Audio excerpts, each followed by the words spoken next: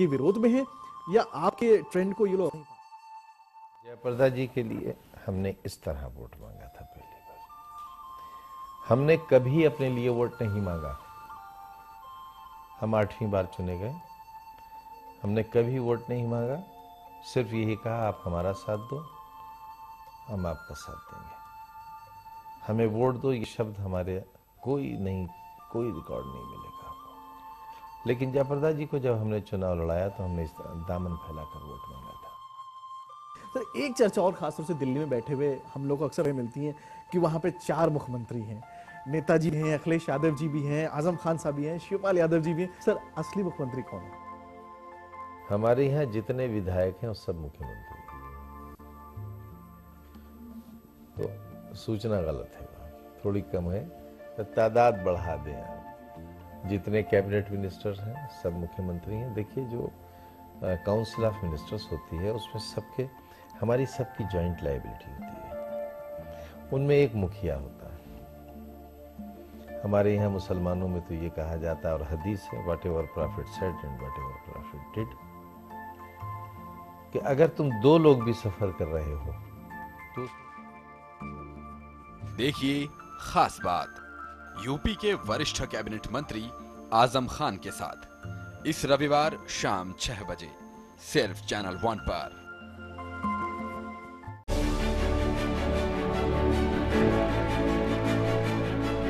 देश के हर राज्य की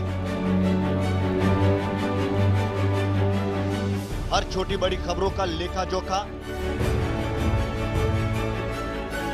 खबर प्रदेश,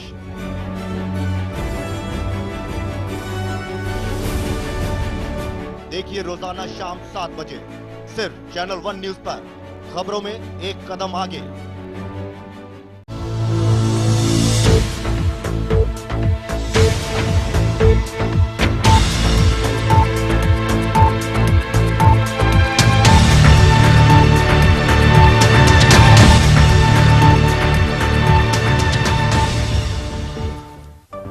हेडलाइंस के प्रायोजक हैं केश किंग आयुर्वेदिक तेल, the king of hair oil.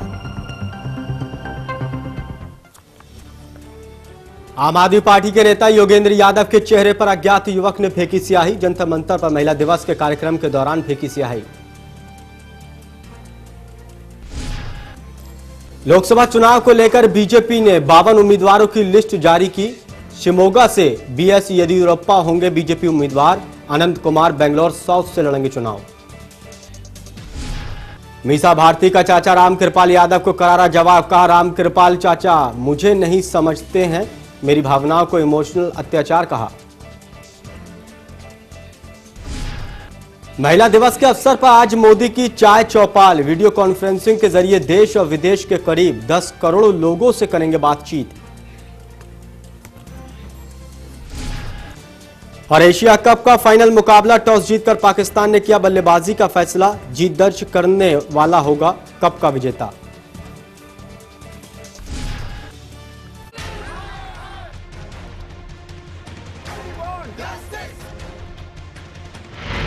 जब देश में हो बदलाव की बयार, जब कटघरे में हो सरकार, जब लोकतंत्र पर हो संकट और जनता मांगे अधिकार, तो करनी होगी देश की बात। देखिए रविवार शाम 7 बजे और रात 10:30 बजे सिर्फ चैनल 1 पर।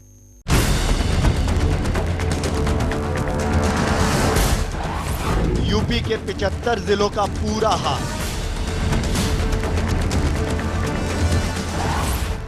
सत्ता के गलियारों की हलचल, यूपी स्पेशल देखिए रोजाना शाम 6 बजे सिर्फ चैनल 1 न्यूज पर। खबरों में एक कदम आगे।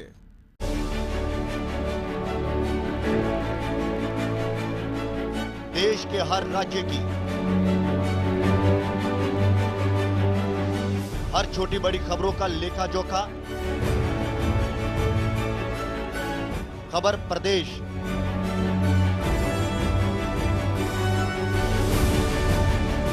देखिए रोजाना शाम 7 बजे सिर्फ चैनल 1 न्यूज पर। खबरों में एक कदम आगे।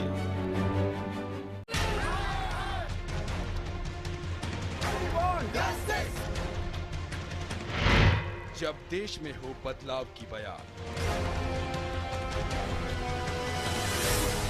जब कटघरे में हो सरकार, जब लोकतंत्र पर हो संकट और जनता मांगे अधिकार, तो करनी होगी देश की बात। देखिए रविवार शाम 7 बजे और रात 10:30 बजे सिर्फ चैनल 1 पर।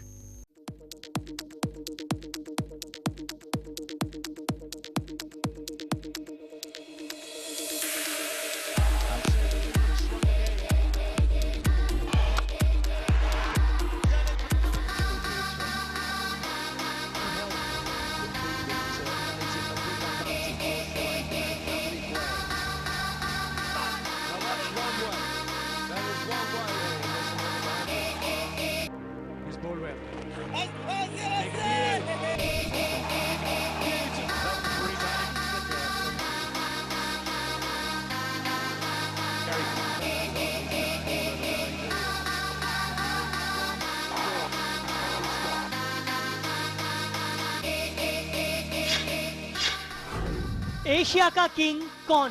9 मार्च तक रोजाना शाम 7:30 बजे सिर्फ चैनल 1 पर।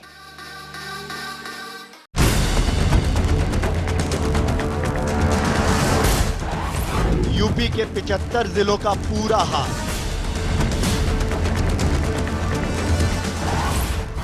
सत्ता के गलियारों की हलचल,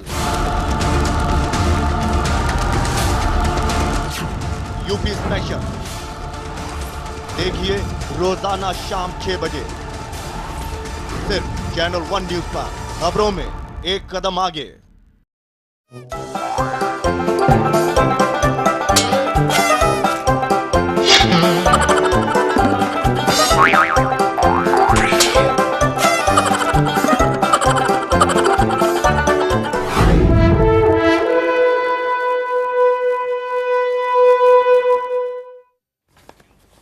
नमस्कार, मैं हूं गीतांजलि शर्मा। हमारी खास पेशकश 14 का चक्रव्यूह में एक बार फिर से स्वागत है। पिछले सप्ताह हमने बात की थी भारतीय राजनीति में दलितों की भूमिका की।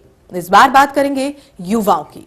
16वीं लोकसभा के गठन से पहले सभी पार्टियों की अलग अलग वोट बैंक पर नजर है, लेकिन हम आपको बता दें कि एक वोट बैंक ऐसा है जिस पर सब पार्टियों की नजर है, और ये है युवाओं का वोट बैंक। इसलिए इस बार आम चुनाव को यंगिस्तान का चुनाव भी कहा जा रहा है, और आज हम बात करेंगे इसी यंगिस्तान की। मेरे साथ हैं चैनल 1 के राजनीतिक संपादक मनोज वर्मा जी। हम आपको बताएंगे क्या है देश के युवाओं का मिजाज।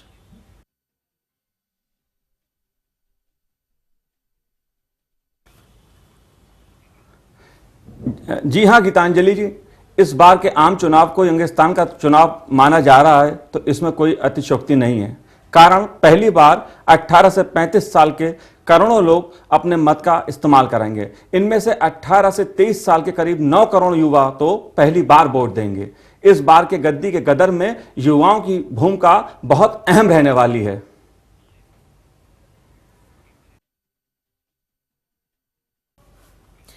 यानी कि उस पीढ़ी के हाथ में सत्ता की चाबी है जिसकी सोच और तमाम चीजें जो पसंद है वो भी नहीं है, और सबकी उम्मीदें हैं, सबके सपने हैं।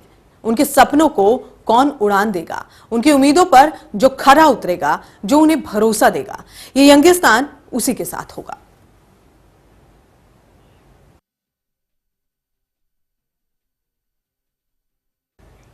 देश में 16वीं लोकसभा की तैयारी शुरू हो चुकी है। राजनेताओं और राजनीतिक पार्टियां जीत की इबारत लिखने के लिए सियासी चाल चलनी शुरू कर दी है। लेकिन इस बार चुनाव अब तक के आम चुनावों से अलग भी है, क्योंकि इस बार नेताओं का भविष्य लिखने में युवाओं की भूमिका अहम है। उनकी संख्या इतनी है कि वो जिसे चाहें गद्दी पर बैठा दें, जिसे चाहें गद्दी के से दूर कर दें।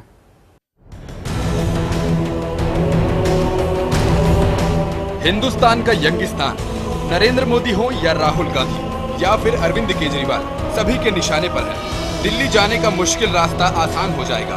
जब देश का युवा सियासत की पालकी अपने कंधों पर उठाने को तैयार हो जाए। ऐसा होते हुए नरेंद्र मोदी देखना चाहते हैं। राहुल गांधी को भी इन्हीं युवाओं पर भरोसा है। केजरीवाल अपना सियासी जाल इनके इर्द गिर्द बुन रहे हैं। युवा राजनीतिक दलों के लिए सिर्फ युवा नहीं रहे, वोट बैंक बन गए हैं। इस वोट बैंक पर कब्जा करने की लड़ाई लड़ी जा रही है। मैदान भी युवाओं की पसंद है। सोशल मीडिया के हर आयामों पर ये दिलचस्प लड़ाई जारी है। नरेंद्र मोदी युवाओं के लिए सपनों के सबसे बड़े सौदागर बनने की राह पर हैं। नई सोच, नई बात, नए सपने, नया रंग, नए विचार, कुल मिलाकर नरेंद्र मोदी सपनों की सतरंगी दुनिया युवाओं को दिखा रहे हैं। देश के युवा मतदाता नाराज हैं भ्रष्टाचार से। नेताओं का सालों पुराना चेहरा अब युवाओं को पसंद नहीं है। सियासत का पुराना रंग ढंग उन्हें बेहतर नहीं लगता। युवा मतदाता तुरंत फैसला करने और उस पर अमल किए जाने की हिमायत कर रहे हैं। वजह पुरानी पीढ़ी के चेहरों पर पड़ी इंतजार की झुर्रियां उन्हें डराती हैं।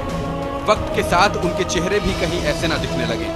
अरविंद केजरीवाल इस बात को अपने हक में भुनाना चाह रहे हैं। अपने को ईमानदार और बाकी सबको बेईमान कहने के पीछे की यही रणनीति है। नारे लगाने की ये राजनीतिक अदा युवा मतदाताओं के बड़े वर्ग को पसंद भी आ रही है।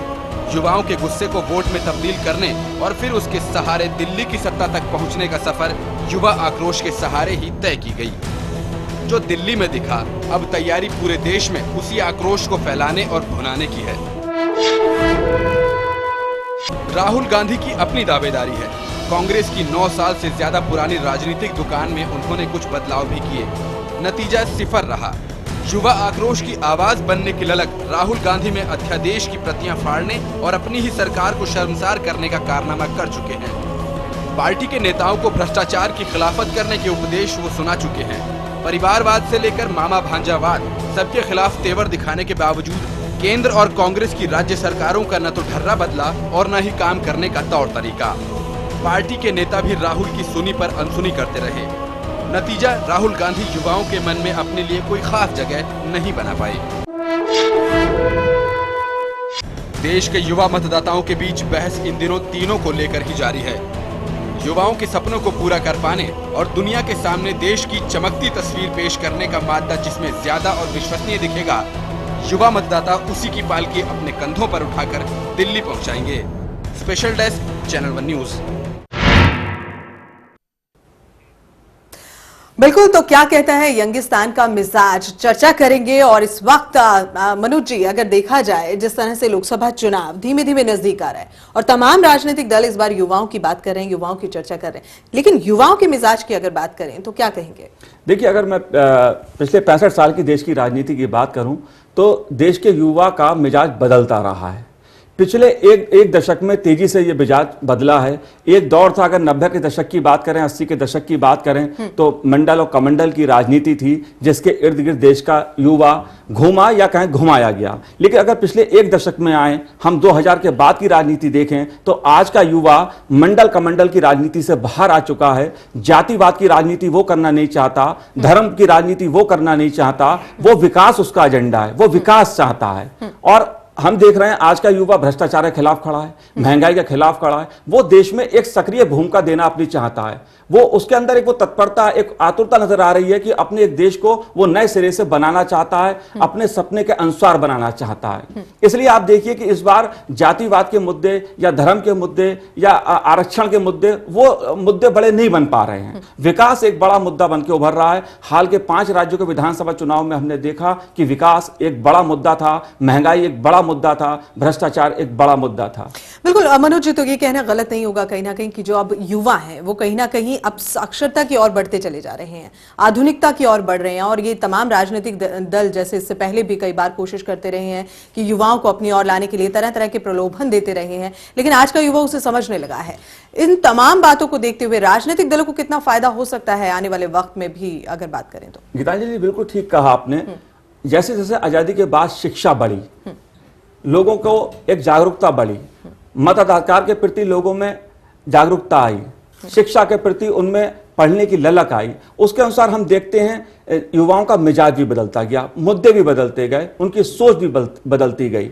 आज आप देखिए कि 39 करोड़ इस देश में युवा, मैं कहूंगा ऐसे हैं जो प्रत्यक्ष और अप्रत्यक्ष रूप से कहीं ना कहीं सोशल मीडिया से जुड़े हैं। वो ट्विटर पे हैं, वो फेसबुक पर हैं, वो इंटरनेट पे हैं, वो मोबाइल से चैटिंग करते हैं, वो लैपटॉप से चैटिंग करते हैं। तो आज उनके पास ज्ञान का भंडार है, वो एक माउस दबाते हैं, ज्ञान उनके पास होता है। तो उनको पता है आज कि कौन दल क्या बोल रहा है और क्यों बोल रहा है, कौन दल किस मुद्दे को उठा रहा है और क्यों उठा रहा है, कौन सी बात देश के हित में है और कौन सी बात देश के हित में नहीं है। तो मैं कह सकता हूं कि इस देश का जो युवा है वो पूर्ण रूप से जागरूक है और अपने भविष्य के साथ साथ देश के भविष्य को भी बदलना चाहता है। जहां तक राजनीतिक दलों की बात है तो राजनीतिक दल भी ये बात को समझ चुके हैं कि इस देश का जो युवा है अब वो पुरातनवादी राजनीति से बाहर आ चुका है। इसलिए वो भी ट्विटर के जरिए, फेसबुक के जरिए और दूसरे इंटरनेट माध्यमों, सूचना क्रांति के जरिए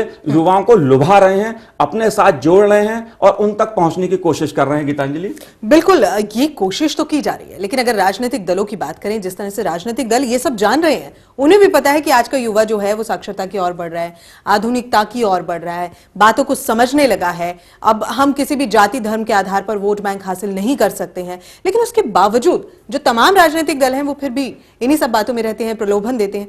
क्या मकसद राजनीतिक दलों की इस बात का निकाला जाए? देखिए, राजनीतिक दल अंततः अपने वोट बैंक को ही फोकस करते हैं। वो मुद्दे लुभावने लाते हैं, वो बातें छलने वाली करते हैं, क्योंकि उनकी नजर वोट बैंक पर रहती है। इस बार भी नजर उनकी युवा वोट बैंक पर है।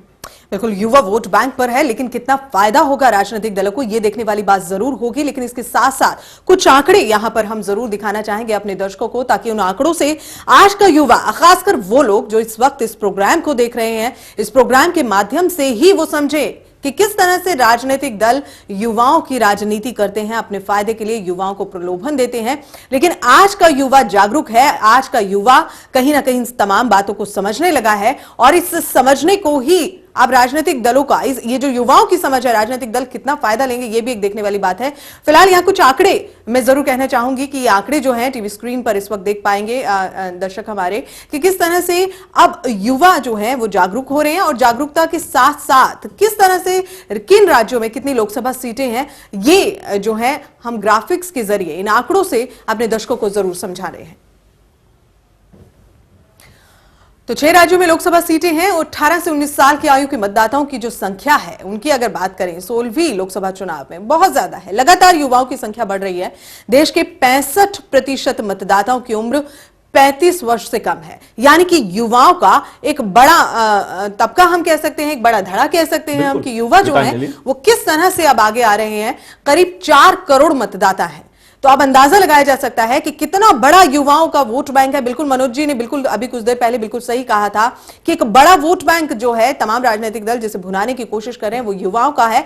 यंगिस्तान का जो चुनाव है इसे कहा जा रहा है, लेकिन अब देखना होगा कि यंगिस्तान के यंगस्टर्स कितना इस जो राजनीतिक दलों की जो प्रलोभन है, जो राजनीतिक दलों की तमाम बातें उसमें कितना फंसते हैं, या फिर अपनी सूझबूझ से वहीं अपने वोट को, अपने मतदान को देंगे जहां कहीं ना कहीं जो पार्टी या जो राजनीतिक दल जो है वो उनके लिए सही साबित होगा। ये देखने वाली बात जरूर है।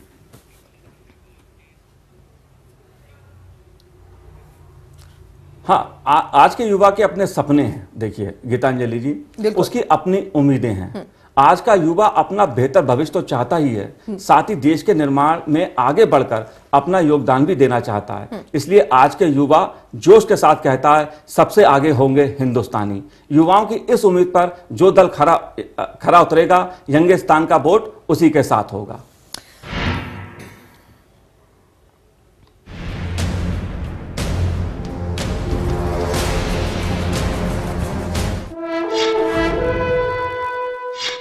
युवाओं के पास सपनों के अलावा कुछ नहीं होता है तो बस अपने सपनों को साकार करने की ललक। सपने वक्त और जरूरत के हिसाब से बदलते रहते हैं। बाजार तेजी से बदलते युवाओं के सिब से कितना बदला है, अब बारी राजनीति के बदलने की है। बड़ा सवाल यह है कि क्या बाजार की तरह राजनीति भी बदल सकती है? अगर बदल सकती है तो इसके नतीजे क्या होंगे? क्या जरूरत राजनीति को चेहरों को बदलने की है?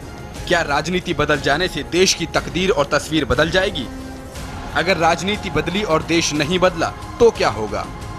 क्या होगा अगर तस्वीर बदले और तकदीर नहीं? पूर्व प्रधानमंत्री राजीव गांधी ने ईमानदारी से कबूल किया था कि केंद्र से चला 1 रुपया जनता तक पहुंचते पहुंचते चवन्नी बन जाता है। अपने पिता के नक्शे कदम पर चलते हुए राहुल गांधी ने कहा कि अब 1 रुपया मात्र 15 पैसे बन जाता है। राजीव गांधी के जमाने में चवन्नी का चलन था, अब रुपया भी हैसियत नहीं रखता। स्थिति भयंकर है, जड़ें लगातार खोखली होती जा रही हैं। ऐसे में युवाओं के सपनों का क्या होगा? बाजार तो किश्तों में सपने बेच रहा है, सब कुछ आसान किश्तों में मिलता है, तो क्या अब सत्ता और सियासत की दुकानदारी भी किश्तों में जानी है? अरविंद केजरीवाल का सियासी गणित कुछ इसी तरह का इशारा करता है। 49 दिनों की दिल्ली सरकार, दर्जनों फैसले, कार्रवाइयां और उसके बाद हजारों दावे। नरेंद्र मोदी, राहुल गांधी, मुलायम सिंह यादव, नीतीश कुमार, ममता बनर्जी, जयललिता, मायावती सब झूठी सच्ची बातों का कॉकटेल पेश कर रहे हैं, जिसमें तहकीकात से ज्यादा फसाना है। बाजार की चकाचौंध में फंसे युवाओं के पास उतनी फुर्सत है कि वो सियासत की बिसात पर हर मोहरे की चाल पर गहरी नजर रख सकें। ये सवाल सबसे बड़ा है, क्योंकि एक तरफ बाजार है, सपने हैं और दूसरी तरफ सियासत। कुछ वक्त अन्ना के साथ रामलीला मैदान पर बिताया, कुछ नाराज चेहरे निर्भया मामले में इंडिया गेट पर दिखे, लेकिन उसके बाद से अब तक अन्ना कई बार दिल्ली आए और गए। निर्भया के बाद से अब तक कई महिलाओं की अस्मत से खिलवाड़ किया गया। युवा न अन्ना के पास दिखे और अपना सब कुछ लुटा चुकी महिलाओं के करीब। आम आदमी का नारा मुफ्त बिजली, पानी के खेल में उलझ गया। दिल्ली का एंग्री यंग मैन क्या यही सब चाहता था? अगर चाहता था तो इतना कुछ उसे कोई भी दे सकता है। मुलायम लैपटॉप बांट रहे हैं, करुणानिधि टीवी सेट और राहुल गांधी अन्न बांट रहे हैं। जिससे मांगो सब कुछ न कुछ देने को तैयार हैं। बदले में उन्हें वोट चाहिए, दिल्ली की गद्दी चाहिए। युवाओं को तय करना है कि आखिर उन्हें क्या चाहिए। Special desk, channel 1 news.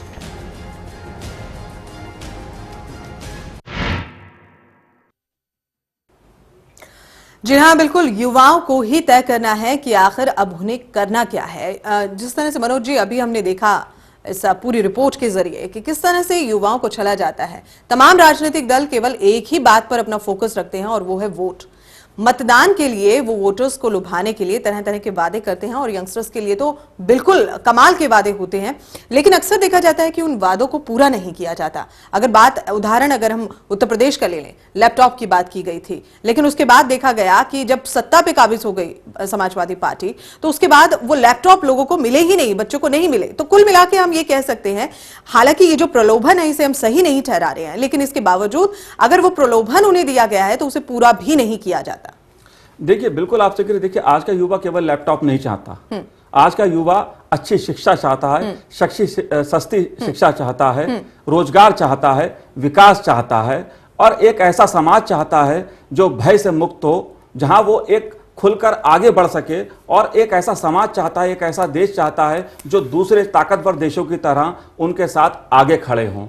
तो कुल मिलाकर अगर देखा जाए तो हमारे इस देश का जो युवा आज का है, जो लगभग, अगर मैं उम्र की बात करूं 35 और 40 की रेंज की, तो लगभग ऐसे लोगों की संख्या लगभग 40 करोड़ के आसपास बनती है, जो एक निर्णायक भूमिका निभाने वाला है। तो कुल मिलाकर देखा जाए तो अगर हम 90 के दशक से पहले का युवा देखें और आज का युवा देखें तो उन दोनों की सोच में बहुत बड़ा अंतर है। मैं ऐसा नहीं कह रहा कि पहले युवाओं ने आंदोलन नहीं किए। जयप्रकाश आंदोलन के अगर हम बात करें तो उसमें तमाम उस समय युवा जो छात्र नेता थे, आज हमारे सामने अरुण जेटली हैं, लालू प्रसाद यादव भी उसी दौर के निकले हैं, नीतीश कुमार हैं, ऐसे तमाम नेता हैं जो उस छात्र राजनीति से जयप्रकाश जी के साथ कंधा कंधा मिलाकर संघर्ष किया राजनीति में, और आज भविष्य देश की राजनीति में एक मुख्य किरदार में, मैं कहूंगा, राजनीतिक दलों में हैं। तो आज जो गैप आया था एक 90 और 80 के दशक में, आज कहीं ना कहीं एक बार फिर भ्रष्टाचार विरोधी आंदोलनों के चलते फिर से युवा खड़ा होना चाह रहा है, एक अच्छा नेतृत्व की ओर देख रहा है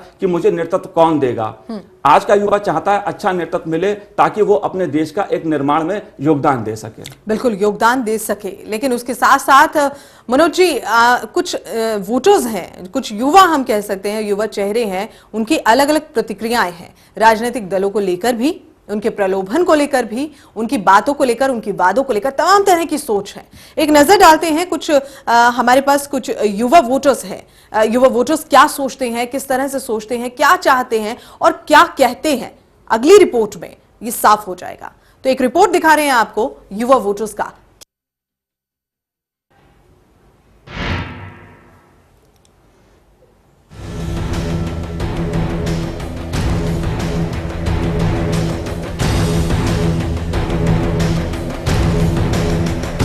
हिंदुस्तान दुनिया का सबसे युवा देश है, इसलिए हर पार्टी की नजर नौजवानों पर है, क्योंकि युवा इस चुनाव में खास भूमिका निभाने वाले हैं।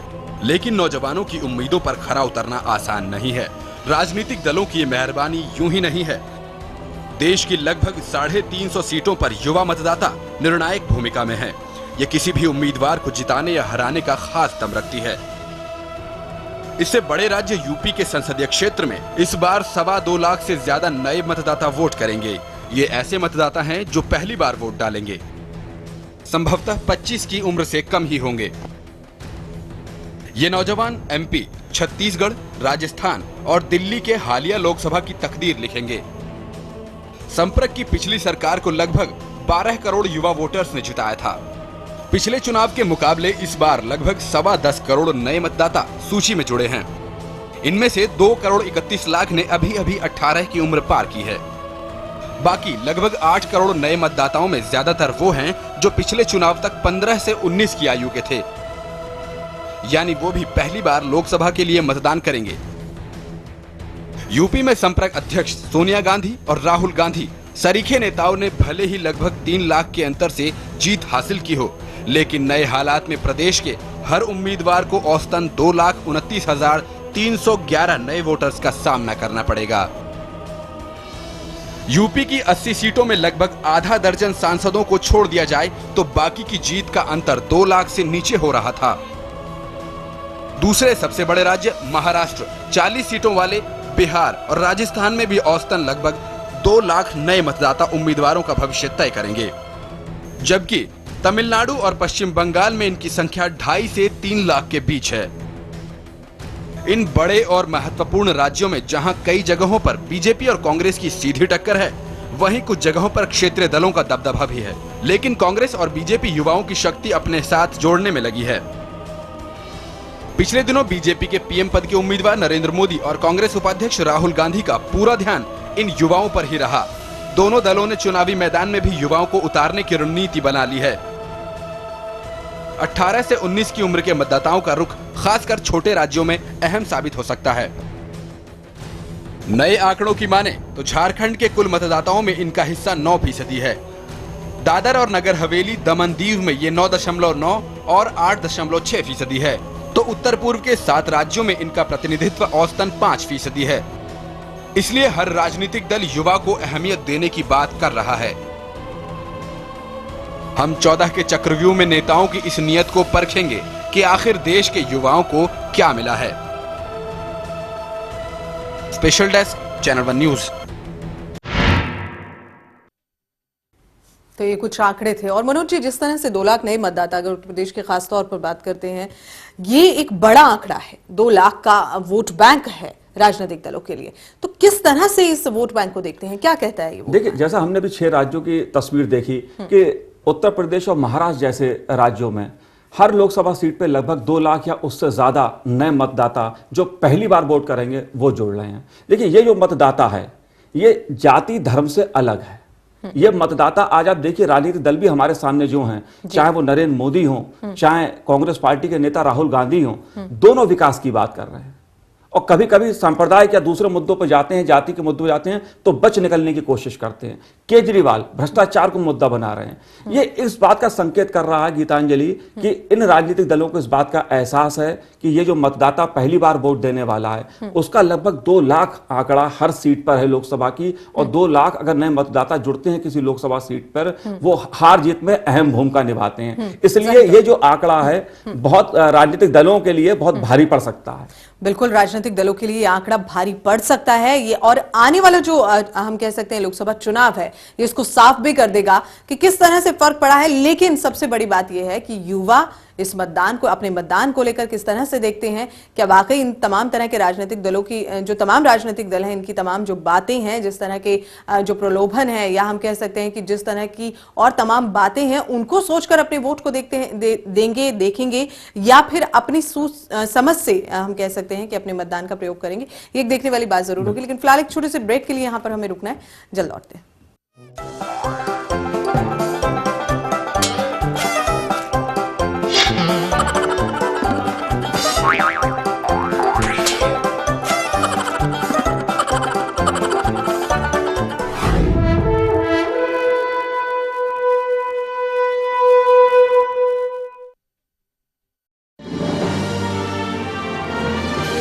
Global advertisers, scaling new heights in outdoor media.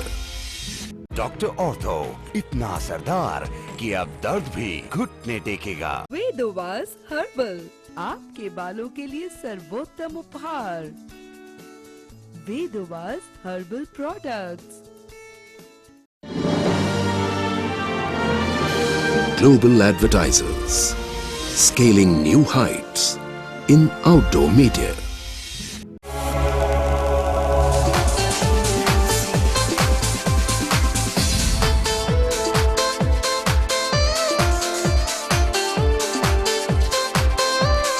Welcome to the world of true engineering with Made Easy. For further information, visit www.madeeasy.in or call 011-4512-4612.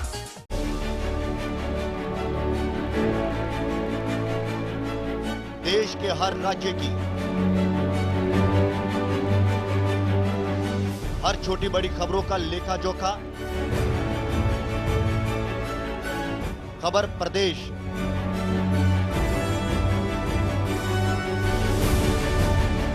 देखिए रोजाना शाम 7 बजे सिर्फ चैनल 1 न्यूज पर। खबरों में एक कदम आगे।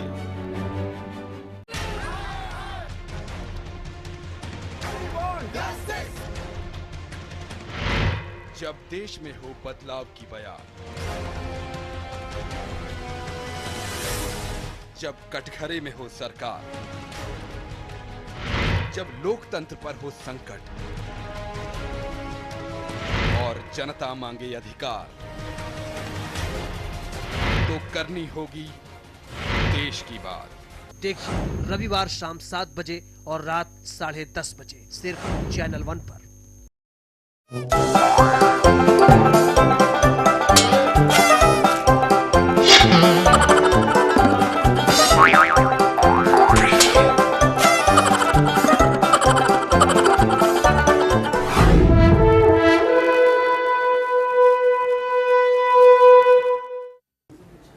ब्रेक के बाद एक बार फिर से स्वागत है आपका।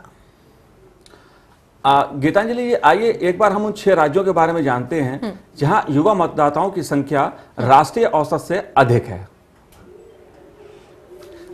देखिए राजस्थान में 25 सीटें हैं जी, और वहां अभी कांग्रेस का सूफड़ा साफ हुआ है, बीजेपी सत्ता में आई है।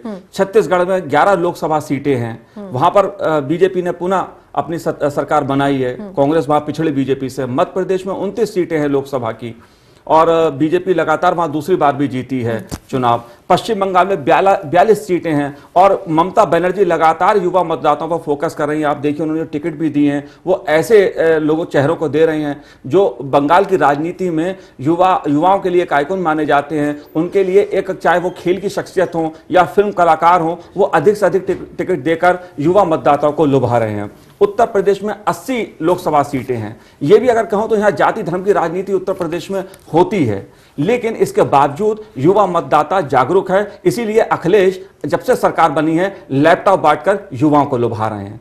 असम में 14 लोकसभा सीटें हैं। नॉर्थ ईस्ट का ये प्रमुख राज्य है, और अगर हम देखें उत्तर भारत में नॉर्थ ईस्ट लोगों पर जिस तरह से पूर्वोत्तर के लोगों पर हमले हुए हैं, एक बड़ा मुद्दा बना है, तो ये जो युवा है पूर्वोत्तर का, वो भी कहीं ना कहीं एक भूमिका निभा सकता है। बिल्कुल। कुल मिलाकर 201 लोकसभा निर्वाचन क्षेत्र ऐसे हैं जिसमें युवा महत्वपूर्ण भूमिका निभाने वाले हैं। लगातार युवाओं पर हम लोग चर्चा कर रहे हैं और इस चर्चा को आगे भी बढ़ाते रहेंगे। आइए जानते हैं युवा वोटर क्या चाहते हैं। 18 से 19 साल की आयु के मतदाताओं की संख्या लगभग लगातार बढ़ी है देश में, और युवाओं की एक इस कारण अगर हम देखें तो लगातार राजनीति हो या सामाजिक क्षेत्रों या कोई दूसरे क्षेत्रों में भूमिका बढ़ती जा रही है। देश के 65% मतदाताओं की उम्र 35 वर्ष से कम है। इस तरह अगर कुल मिलाकर देखा जाए तो देश की पूरी राजनीति या हमारी सामाजिक और आर्थिक व्यवस्था पूरी व्यवस्था जो है वो युवाओं के इर्द गिर्द घूम रही है। इसलिए बाजार सज रहा है, राजनीति सज रही है, और चुनाव के लिए राजनीतिक दल तैयार हो रहे हैं। हाँ,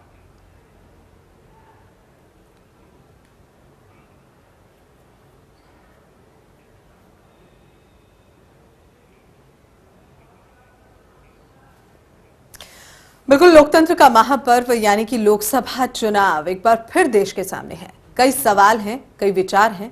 एक समय था जब राजनीति मिशन होती थी। राजनीति में लोग सेवा भाव और राष्ट्र निर्माण के लिए आते थे, और जो खुद को इस योग्य समझता था वो मैदान में कूद पड़ता था। लेकिन धीमे धीमे राजनीति पर परिवारवाद और करियरवाद, ये सभी कुछ हावी होता गया।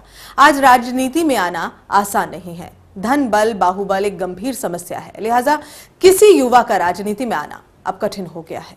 आखिर ये कठिनाई क्यों है, आइए देखते एक रिपोर्ट।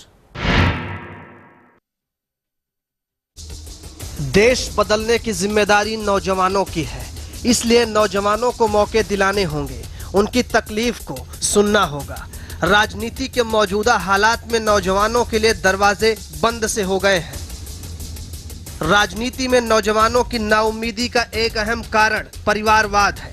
इसलिए यह जानना जरूरी हो जाता है कि आखिर लोकतंत्र में परिवारवाद के पनपने और सालों तक टिके रहने का राज क्या है। इसकी अहम वजह है कि राजनीतिक तंत्र में घुसने और उस पर हावी होने का खेल महंगा हो गया है, और आला कमान के पास केवल चापलूसों को ही बैठने का मौका मिलता है। चुनावों में टिकट ऊंची सिफारिश और गणेश परिक्रमा करने वालों को ही मिलता है। यही वजह है कि नेतागिरी की चाह रखने वाला नया युवा इस तंत्र में आसानी से दाखिल नहीं हो सकता।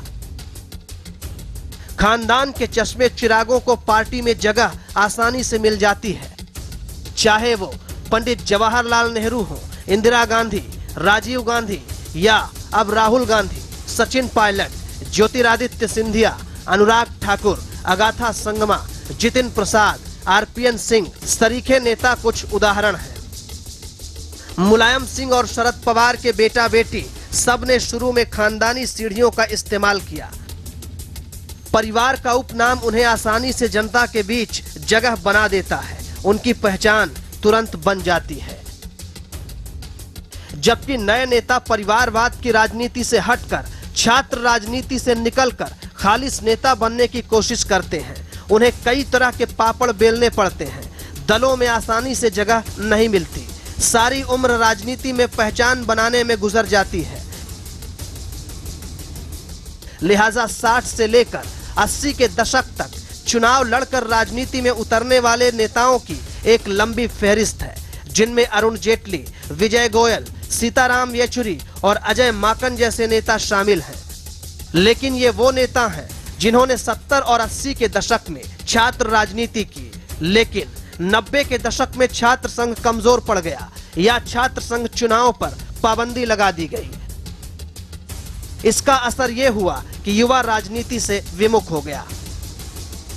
युवाओं के राजनीति से दूर होने की एक वजह उनका करियर के प्रति सजग होना भी रहा। 80 के दशक में हुए जेपी आंदोलन में युवाओं ने जमकर हिस्सा लिया, जिसके चलते देश को बड़े और राष्ट्रीय स्तर की लीडरशिप मिली, जिनमें लालू प्रसाद यादव, नीतीश कुमार, शरद यादव जैसे नाम अहम हैं। सियासत जैसे जैसे केवल सत्ता तक सिमटती गई, वैसे ही जन आंदोलन भी खत्म होते गए और नौजवानों की भागीदारी केवल वोट देने तक सिमट गई। हाल के दिनों में जब अन्ना हजारे की भ्रष्टाचार विरोधी आंदोलन में नौजवानों ने बढ़ चढ़कर हिस्सा लिया। अरविंद केजरीवाल की राजनीतिक पैदाइश इसकी बानगी है, लेकिन युवाओं की उम्मीदें, उनके सपने, उनके अरमान अभी भी पूरे होने बाकी हैं। इसी के सहारे हर दल उन्हें अपना बनाने में लगे हुए हैं। Special desk, channel 1 news.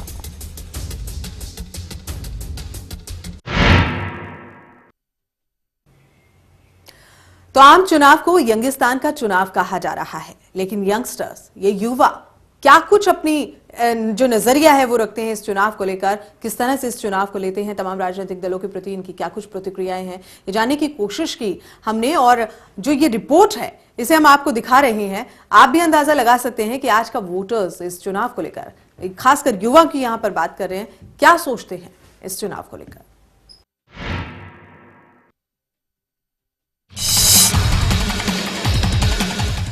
राजनीति में मेरा कोई आइकॉन नहीं है, ठीक है, और मुझे पॉलिटिक्स में कोई खास इंटरेस्ट नहीं है। हम यंग जनरेशन से हम सिर्फ ऐसे ही नेता को देखना चाहेंगे प्रतिनिधित्व करते हुए देश का, जो एक अच्छा नेता हो। ठीक है, मोदी जी को लेके आजकल की जनरेशन अपने अपने व्यू दे रही है। मेरी समझ से, मेरा तो पर्सनली मेरा नहीं है और किसी का मैं कह नहीं सकता। राजनीति में इंटरेस्ट इसलिए नहीं है क्योंकि जैसे जैसे देश की तरक्की हो रही है, राजनीति का स्तर लगातार गिरता जा रहा है। ये सिर्फ दिख ही रहा है ना, क्लियरली दिख रहा है सबको, सभी लोग देख रहे हैं इस चीज को कि सिर्फ वोट की ही राजनीति हो रही है। एक नरेंद्र मोदी जो गुजरात में एक क्षेत्र में विकास करके पूरे देश को चलाने के लिए हुंकार भर रहा है, रैलियां कर रहा है लगातार, वो क्या कर क्या रहा है? सिर्फ लोगों को जगा रहा है, हिंदुत्व का मुद्दा उठा रहा है, उसके आधार पर तरक्की नहीं की जा सकती। आज हम पढ़ रहे हैं, सब लोग पढ़ रहे हैं, अब हम सभी है, हम नहीं चाहते कि हमारी आने वाली जनरेशन ऐसी हो जिसमें हिंदू मुसलमान की लड़ाई हो। हाँ, हम युवा हैं, हम हमारी ही वोट से आज एक नया नेता चुना जाएगा और मुझे लगता है कि युवाओं में क्रेज है राजनीति को लेकर, हम इंटरेस्ट रखते हैं राजनीति को लेकर क्योंकि अब हम ही देखते हैं कि हमारे जो नेता हैं वो उतना कुछ नहीं कर रहे हैं, बट हम भी चाहते हैं कि कुछ नई चीज़ें आएँ, नए मुद्दे उठे, नई चीज़ें आए, नए चेंजेस आए हर चीज़ को लेकर, हमारी फैसिलिटीज़ को लेकर, कई सारी चीज़ों को लेकर नई चीज़ें आए। युवाओं में लड़कियां भी आती हैं, लड़के भी आते हैं, बट जो लड़कियों के साथ आजकल हम देखते हैं हो रहा है काफ़ी हद तक ठीक नहीं हो रहा है, क्योंकि हम लड़कियां हैं, उन्हीं से ही सब कुछ बनता है, सिर्फ लड़के ही मेन वो नहीं है।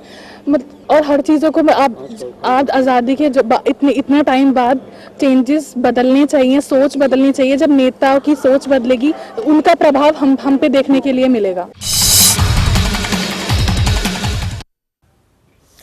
तो ये युवाओं की प्रतिक्रिया थी। कुछ युवा चाहते हैं कि अब बदलाव आना चाहिए, हम राजनीति में भी आए, इस तरह की तमाम बातें हैं, लेकिन कुछ युवा जो हैं वो कहीं ना कहीं राजनीति से परे भी रहना चाहते हैं। मनोज जी, क्या वजह इसकी मानी जाए?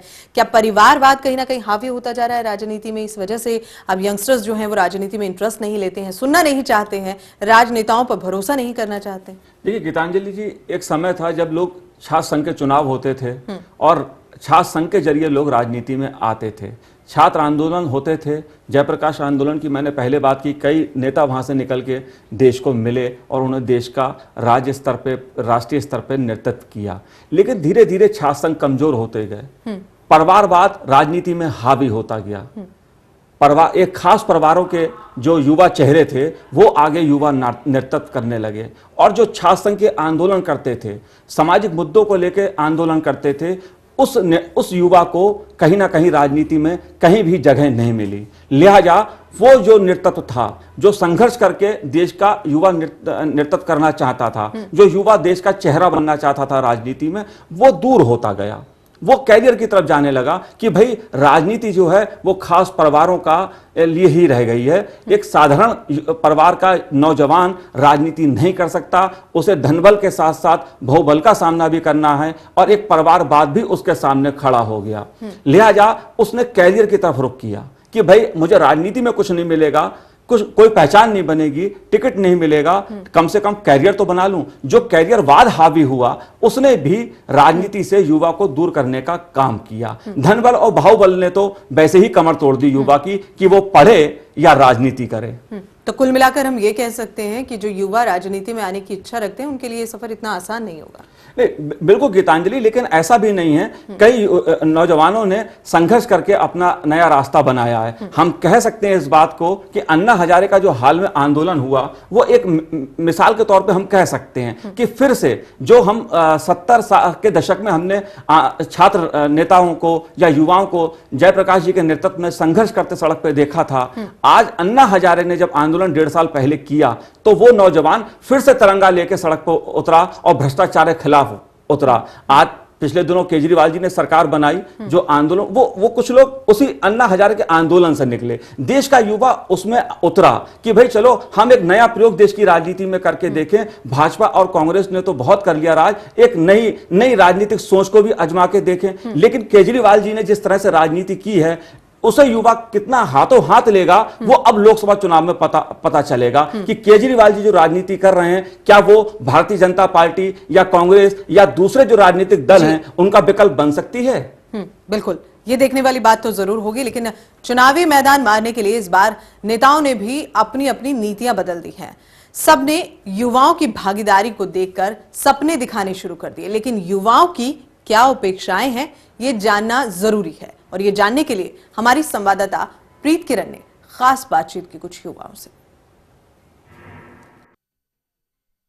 लोकसभा चुनाव नजदीक आ रहे हैं, सभी पार्टियां जो है अपनी अपनी स्ट्रैटेजी बनाने में मशगूल हैं। और अभी देखी जाए, बात की जाए, कहीं ना कहीं सभी पार्टियां यंगस्टर्स को लुभाना चाहती है, क्योंकि उनको पता है कि अगर युवाओं का दिल जीत लिया तो कहीं ना कहीं मैदान जो है वो पूरा मार लेंगे। ये देखा जा रहा है कि 35 से कम आयु वाले जो लोग हैं, अभी 65% जो है वोटर्स हैं। इसके अलावा 4 करोड़ जो ऐसे वोटर हैं जिनकी आयु जो है अभी 18 साल से कम है, पहली बार जो वोट करेंगे। कुछ यंगस्टर है मेरे साथ में, उन्हीं से बात करते हैं, उनका क्या स्टैंड है, क्या स्ट्रैटेजी है, क्या कैसे मतलब उसको वोट करना चाहेंगे, कैसे पार्टी को। कोई ऐसी पार्टी हो जो एक्चुअली कनेक्ट करे हमारे साथ, इन द सेंस कि सिटिंग इन द लोकसभा में बैठ के मतलब कोई पॉलिसी अगर बन रही है तो उसके ऊपर पूरी डिबेट हो, हाथापाई ना हो, एटलीस्ट सिविलाइज्ड बिहेव करे। वो पॉलिसी जो नहीं चाहिए यंगस्टर्स के लिए अभी लोकसभा चुनाव के देखते हुए। यंगस्टर्स के लिए, उनके लिए एजुकेशन जो सबसे बड़ी मुसीबत है। कोई दे शुड बी मतलब लॉज ऐसी होनी चाहिए ताकि जो इंडस्ट्री है हमारी और जो हमारी एजुकेशन सिस्टम है इनकी कोरिलेशन ज्यादा हो। तो ऐसे लॉज होने चाहिए जो इम्प्लीमेंट करे कि ऐसा ही हो स्ट्रक्चर। आप बताइए मुझे, क्या मतलब कौन है आइकॉन आपका, कैसे राजनीतिज्ञ को देखते हैं आप, मतलब किसे उतरना चाहिए चुनाव में? वैसे तो नहीं देखते जैसे ये सब हैं, क्योंकि इन सब में से सभी के अंदर कोई ना कोई खामियां हैं। सभी एक अपनी खामियों को देखने के बजाय वो दूसरों पे आरोप लगाते रहते हैं कि ये ऐसा है, ये ऐसा है, खुद को कभी नहीं देखते। किस तरीके का आइकॉन होना चाहिए पॉलिटिक्स में, किसे वोट करना चाहेंगी? आज सच तो मुझे अभी कोई भी पार्टी नहीं लगती है जो हमारे लिए काम कर रही है। हर कोई सिर्फ अपना फायदा देख रही है। इवन जो ये अभी पार्टी आई थी उसने सिर्फ बोला है, करा एक भी चीज नहीं है, सिर्फ प्रोमिसेस करे हैं। तो गर्ल्स की सेफ्टी होनी चाहिए जो कि बिल्कुल नहीं है किसी भी पार्टी को दे। आजकल तो इवन ट्रैवल करना इतना मुश्किल हो रहा है। हम लोग है किसी भी यंगस्टर में उनका साफ तौर पे यही कहना है कि अभी किसी भी पार्टी को की तरफ रुझान नहीं है, झुकाव नहीं है। जो भी कहना है यही है कि अभी क्लियर डिसीजन नहीं है। अब देखने वाली बात ये होगी कि लोकसभा चुनाव के मद्देनजर जब वोटिंग होंगे, जब इलेक्शंस होंगे, तो यही युवा किसे वोट करते हैं, किस पार्टी को जताते हैं। कैमरा पर्सन इमैनुअल के साथ प्रीत किरण सिंह, चैनल 1 न्यूज, दिल्ली। देखिए, ये तो युवाओं की बात हमने सुनी, लेकिन राजनीतिक दल क्या सोच रख रहे हैं युवाओं के प्रति। युवाओं के लिए भारतीय जनता पार्टी जो सबसे बड़ा दावा कर रही है सरकार बनाने का, उसके युवा नेता श्रीकांत शर्मा से बात की हमारे संवाददाता अजितेश ने। लोकसभा चुनाव जैसे जैसे नजदीक आ रहा है, इस लोकसभा चुनाव में ज्यादातर पार्टियां युवा राजनीति की बात कर रही हैं, युवाओं की बात कर रही हैं। युवा को अगर बात करें, उनकी शक्ति की बात कर रही हैं। लेकिन दरअसल असल में कौन सी पार्टी युवाओं की बात कर रही है और युवाओं की आखिर समस्याएं क्या हैं, ये एक बड़ा सवाल है। हमारे साथ बात करने के लिए मौजूद है भारतीय जनता पार्टी के नेता श्रीकांत जी। सर, पहला सवाल आपसे ये है कि भारत एक बड़ा देश है, युवा भी बहुत हैं, लेकिन आपकी नज़र में सबसे ज़्यादा युवाओं की अगर समस्याएं हैं तो वो क्या है? देखिए, युवा कुछ तथाकथित जो नौजवान हैं, जो कांग्रेस पार्टी के लोग हैं, उन्होंने 2004 के चुनाव में भी नौजवान की बात की, 2009 के चुनाव में भी नौजवानों की बात की, लेकिन नौजवानों को कुछ मिला नहीं। जहां वाजपेयी जी ने 6.5 करोड़ नौजवानों को नौकरी दी, लोगों को नौकरी दी, वहीं राहुल और सोनिया की सरकार ने 2 करोड़ से ज़्यादा लोगों की नौकरी छीन ली। कांग्रेस के दिमाग में नौजवान सिर्फ जो गांव में पैदा होता है, गांव में पढ़ता है, गड्ढा खोदो और गड्ढा भरो, वहीं तक नौजवान का काम रोजगार सीमित है। लेकिन भारतीय जनता पार्टी का मानना यह है कि अगर गांव का नौजवान, गांव विकसित होगा तो गांव का नौजवान अच्छी एजुकेशन लेगा तो गांव का नौजवान डॉक्टर बनेगा, इंजीनियर बनेगा। गांव के नौजवान के लिए कांग्रेस सिर्फ गड्ढा खोदो और गड्ढा भरो, वहीं भाजपा के साथ विजन है कि गांव का नौजवान इंजीनियर बने, डॉक्टर बने। उस विजन के साथ हम लोग काम कर रहे हैं। जहां जहां हमारी सरकारें हैं वहां इस तरह की सुविधाएं नौजवान को हम लोग दे रहे हैं। श्रीकांत जी, मेरा सवाल यही है, युवाओं के सबसे ज़्यादा समस्या बेरोजगारी की समस्या है। हमने देखा बड़े बड़े पैकेज के लिए जो युवा हैं वो विदेश की तरफ न रुख रखते हैं, तो भारतीय जनता पार्टी का एजेंडा आने वाले समय में युवाओं के तौर पर क्या है? देखिए, भाजपा का एजेंडा है सुशासन, संकल्प, भाजपा विकल्प। जहां भाजपा शासित राज्य हैं वहां बेरोजगारी ना के बराबर है। जहां भाजपा शासित राज्य हैं वहां कृषि की विकास दर 18% है। जहां भाजपा शासित राज्य हैं वहां औद्योगिक विकास दर 2 अंकों में है। भाजपा पूरे देश के चौमुखी विकास की बात करती है। मैंने फिर कहा आपसे, जब आपके एजेंडे में गांव का विकास अगर है तो गांव को विकसित करेंगे तो जो नौजवान है गांव का रहने वाला, आसपास का रहने वाला, उसको स्वतः रोजगार मिलता है। अच्छी सड़कें आप बनाएं, 24 घंटे बिजली आप दें, कानून व्यवस्था को बेहतर बनाएं, और जो नौजवान जो टेक्निकल एजुकेशन लेकर आ रहा है उसको लोन आप प्रोवाइड कराएं, तो स्वतः ही रोजगार के साधन उत्पन्न होते हैं। लेकिन दुर्भाग्य इस देश का है कि जो तथाकथित नौजवान कांग्रेस के हैं, जो नौजवान के हित की बात करते हैं, उन्होंने नौजवान को सिर्फ विश्वासघात के अलावा नौजवान को कुछ दिया नहीं है। भाजपा की आलोचना बहुत लोग करते हैं, लेकिन हमारे राज्यों में बेरोजगारी ना के बराबर है, ये प्लानिंग कमीशन कहता है, मैं और आप नहीं कहते हैं। तो श्रीकांत जी, जिनका साफ तौर पर कहना है कि अगर युवा राजनीति की बात हो रही है, युवा शक्ति की बात हो रही है, तो उसके लिए बीजेपी काम भी कर रही है। पर्सन पंकज के साथ अजितेश मिश्रा, चैनल 1 दिल्ली। और लंबे वक्त से युवा राजनीति से जुड़ी और वर्तमान में आपकी नेता अलका लांबा युवाओं के बारे में क्या सोचती हैं, इस बारे में उनसे बातचीत की हमारी संवाददाता प्रीत किरण ने। मेरे साथ अलका लांबा है, आम आदमी पार्टी के सदस्य है, नेता है, युवा राजनीति से जुड़ी हुई है बहुत समय से।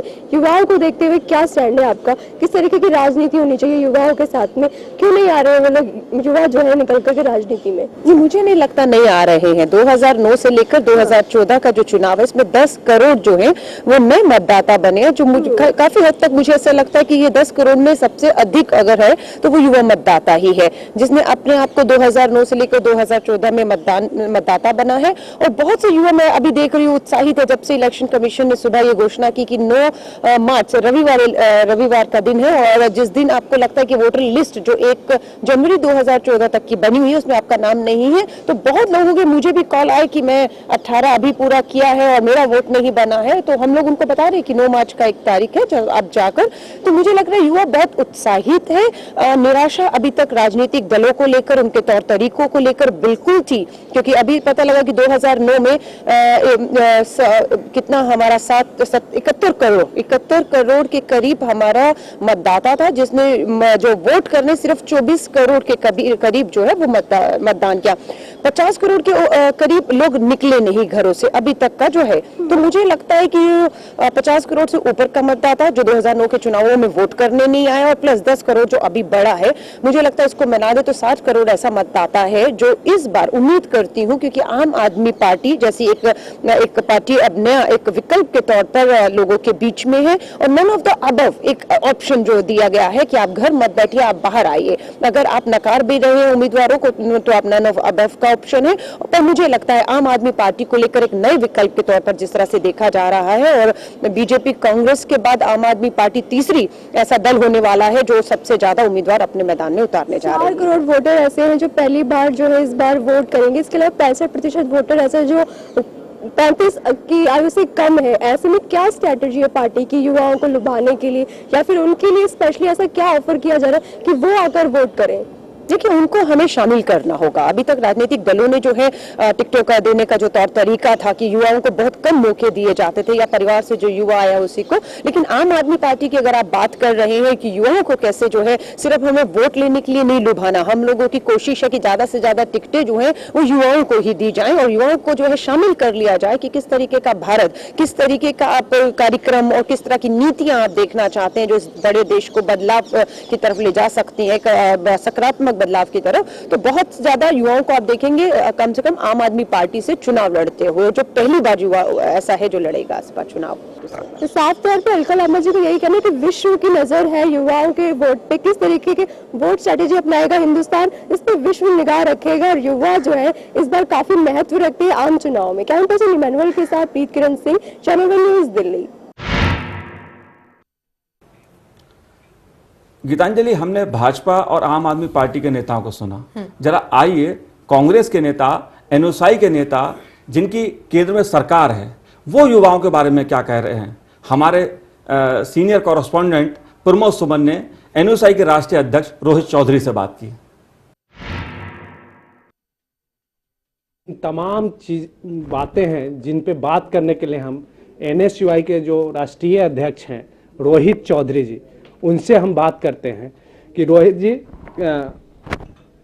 24 साल के हैं, 4 करोड़ कुछ मतदाता और 45% ऐसे मतदाता हैं आज के दिन जो कि 35 साल से कम उम्र के हैं। तो बहुत बड़ी भूमिका आज के दिन युवा इस अपनी आने वाले चुनाव में निभाने जा रहा है और मैं समझता हूं कि आज का युवा अपने आप को जो आने वाला चुनाव हो उसमें देखता है कि उसके लिए उसमें है क्या, चाहे वो राजनीतिक तौर पे हो, उसकी रोजगार के तौर पे हो या उसके जीवन में तरक्की के लिए हो। तो मैं समझता हूँ कि जो भी पार्टी अच्छे से प्रेजेंट करेगी युवा उसके साथ जाएंगे, कोई रखना नहीं चाहता। और ये सबसे बड़ी चुनौती भी आज हमारे युवाओं के सामने है कि उस झूठ में से ये विश्वास करना कि सच्ची बात कौन रखता है और कौन उसको करना चाहता है। इसका नतीजा आपने दिल्ली में देखा कि बड़ी बड़ी झूठ बोल के सरकार बना ली और अंत में छोड़ के भाग गए, और ऐसे ही झूठ के पैमाने पे बहुत से लोग लगे हैं सरकार बनाने पे। तो बहुत बड़ी चुनौती भी युवाओं के सामने है कि झूठ को और सच्चाई में फर्क करना। तमाम बातों पे रोहित चौधरी जी ने, जो एनएसयूआई के राष्ट्रीय अध्यक्ष हैं, उन्होंने अपनी बातों को रखा है। कैमरामैन दीपक के साथ प्रमोद कुमार सुमन, चैनल वन, नई दिल्ली। तो देश में करीब 34 करोड़ मतदाता युवा बताए जा रहे हैं और इस बात से भी इनकार नहीं किया जा सकता कि इस चुनाव में जनता ही तय करेगी कि देश में किस पार्टी की सत्ता होगी और कौन होगा देश का अगला प्रधानमंत्री। इस पर नेशनल लॉ के प्रेसिडेंट ने अपनी राय दी। आइए सुनाते हैं क्या कहना है उनका।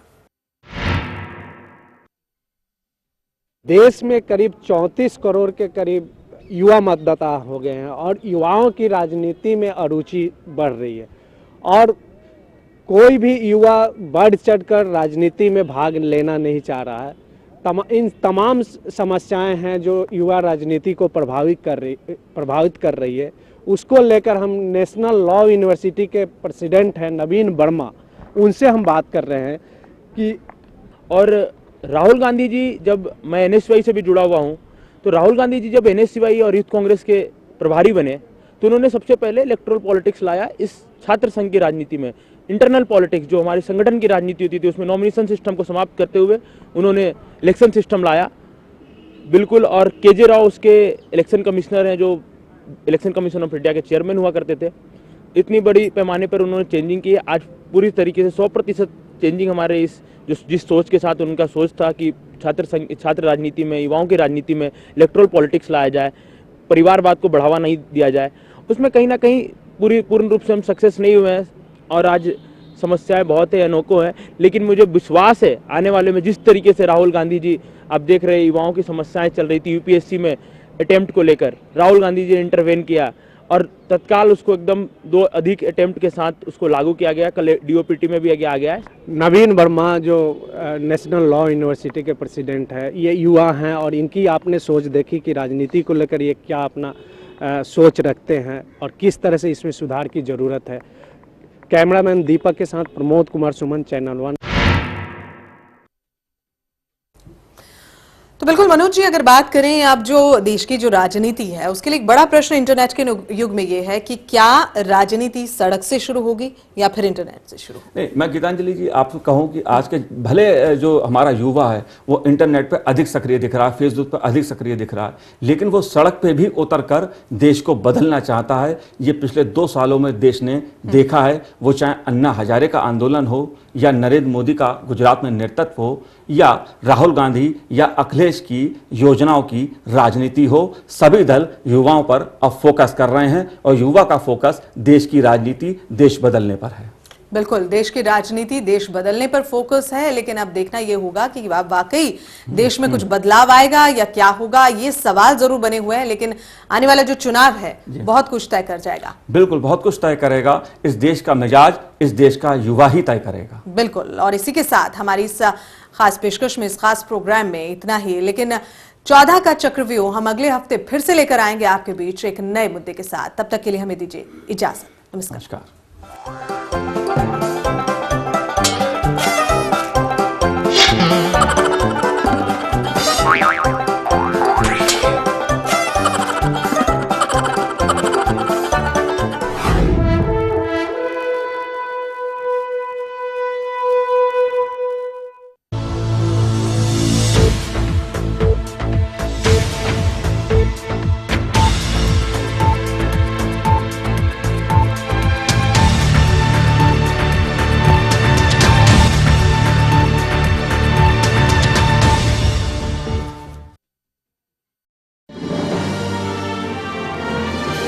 Global Advertisers, scaling new heights in outdoor media.